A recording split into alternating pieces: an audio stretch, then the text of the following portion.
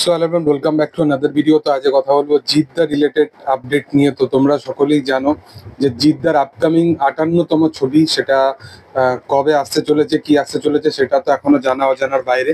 তবে যেটা এক্সপেকটেশন রাখা হচ্ছে, কারণ জিদ্দা যেরকম ভাবে সিনেমা বানায়, কমার্শিয়াল হোক বা যে কোনো জনারের সিনেমা হোক, সে একটু সময় নিয়েই বানায়। তার মোটামুটি যে ডেজগুলো অ্যালট করা হয় সেগুলো প্রায় 40 থেকে 50 দিনের মধ্যে হয়, এবং যে স্কেলটা থাকে সবসময় কিন্তু অনেক বিগেস্ট লেভেলের থাকে। এবং এই সিনেমাটাও তো পার্টিকুলারলি এই জিনিসগুলো নিয়ে কিন্তু ভাবনা চিন্তা করা হচ্ছে। সিনেমার শুটিং খুব তাড়াতাড়ি কিন্তু শুরু হতে চলেছে, এবং সবকিছু ঠিকঠাক থাকলে এই সিনেমা কিন্তু এই বছরেই কিন্তু ক্রিসমাসের সময় কিন্তু আসার কিন্তু প্রচন্ডভাবে একটা সম্ভাবনা আছে। আমরা সকলেই জানি যে দেবদার অলরেডি প্রজাপতি 2 আসতে চলেছে, তো সেখানে আমার মনে হয় না যে ক্ল্যাশের কোনো সম্ভাবনা আছে। তো যদি আসে ওই দিওয়ালির টাইম করে হয়তো আসতে পারে সিনেমাটা, আর না হলে হয়তো আগামী বছরেই সিনেমাটা ঈদের মরশুমে হয়তো সিনেমাটা আসবে, এবং সেটা একটা জমে যাবে। জিদ্দার সিনেমা ঈদের সময় মানে একটা আলাদা রকমই ব্যাপার তো হবেই। এবং সাথে সাথে আর একটা তোমাদেরকে আপডেট দিয়ে রাখি, এবং সিনেমাটা নিয়ে যেরকম ভাবনা চিন্তা করা হচ্ছে, প্রতীকৃত বসু সচরাচর যেরকম কাইন্ড অফ সিনেমা বানিয়ে থাকে তার থেকে কিন্তু অনেক গুণ বেটার এই সিনেমাটা হতে চলেছে। কারণ যেহেতু জিতের সিনেমায় কিন্তু কোয়ালিটিটাকে কিন্তু প্রচন্ডভাবে তারা স্ট্যাবলিশ করার চেষ্টা করে।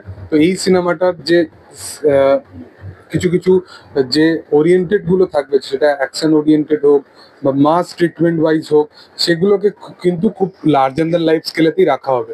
ইদার প্রিভিয়াসলি মুক্তি পাওয়া ছবি বুমেরাং, যে সিনেমাটা কিন্তু একটা ব্যাপক ঘরানার সিনেমা ছিল, একটা ফ্যামিলি ওরিয়েন্টেড ড্রামার অডিয়েন্সও কিন্তু সিনেমাটাকে দেখার জন্য প্রচন্ড ভালোভাবে দেখেছে, এবং যে কজন বুমেরাং দেখেছে ইটসেলফ সিনেমা হিসাবে কেউ খারাপ বলেনি।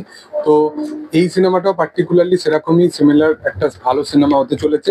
এবং স্কেল দেখো, বুমেরাঙেরও কিন্তু খুব লার্জার দ্যান লাইফ ওই ট্রিটমেন্টটা রাখা হয়েছিল।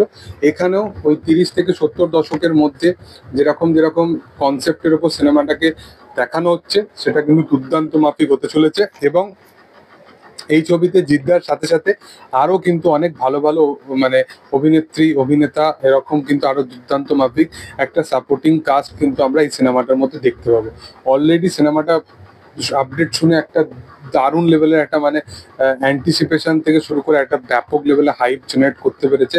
প্রতীকৃত বসুর ছবি নিয়ে অনেকে একটা বলতে পারো যে নাক সেটকানো ব্যাপার থাকে, কারণ তার সে যেরকম কাইন্ড অফ পার্টিকুলার সিনেমা বেশ কিছু বছর ধরে বানিয়ে এসছে, জিদ্দাকে সে কিরকম ভাবে প্রেজেন্ট করবে সেটা হচ্ছে সব থেকে বড় দেখার। বাট আমার মনে হয় যে এর থেকে ভালো ডিসিশন কিন্তু হতে পারে না। প্রতীকৃত বসুর লাস্ট রিলিজ গুলো খালি দেখো, প্রসেনজিৎ চট্টোপাধ্যায়ের সাথে, দেবের সাথে, মিঠুন চক্রবর্তীর সাথে, তাহলে আর এর থেকে বেটার কি হয়? আবার এখন জিদ্দার সাথে, তো পুরো ইন্ডাস্ট্রির সবার সাথেই বড় বড় সুপারস্টারদের সাথে সে যখন কাজ করছে, নিশ্চয়ই সে ভালো পরিচালক। আর এর থেকে বড় স্ট্যাবলিশ কথা আর কি, কথাবার্তার কি হতে পারে? তো যাই হোক, এটাই হচ্ছে ব্যাপার। তোমরা কতটা এক্সাইটেড আছো এই কাজটা নিয়ে সেটা তোমরা অবশ্যই কমেন্টে জানাতে পারো। ভিডিও ভালো লাগলে অবশ্যই লাইক শেয়ার সাবস্ক্রাইব করে দিও। Thank you all.